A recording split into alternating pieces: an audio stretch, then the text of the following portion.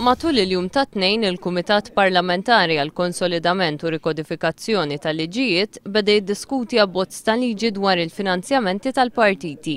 L-abbozz tħejjem id-deputat Franco De Bono li huwa wkoll chairman ta' dan l-istess kumitat. Għal din id-diskussjoni kienu mistiedna fost oħrajn rappreżentanti mill-partiti politiċi. Il-President tal-Partit Laburista Stefan Zrinzo Zoppardi qal li l-anaħari ta' din id-diskussjoni għandu jkun dak li jkun hemm aktar trasparenza fil-finanzjament tal-partiti. Qal li l-Partit Laburista ilu favur dan sa mir-rapport Galdes tal-1995 u li l-prinċipji ta' dan ir-rapport għandhom iservu bħala bażi li mbagħad jiġu żviluppati.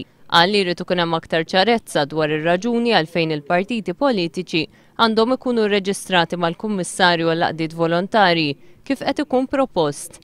Intervjenew ukoll id-deputati Mary Louise Coleiro Preca u Jose Herrera li qablu li l-partiti politiċi huma differenti mill-Għaqdiet Volontarji u għalhekk il-finanzjament tagħhom għandu jkun regolat b'liġi speċifika. Il-kap eżekuttiv tal-Partit Laburista James Piscopo qal li l-kwistjoni kollha hija waħda ta' kredibilità. Bil-Partit Laburista jkun l-uniku partit li jippubblika r-rapport finanzjarju tiegħu b'mod dettaljat u jiddiskutih fil-Konferenza Ġenerali Annwali. Id-diskussjoni tkompli fit-2 ta' Lulju li ġej.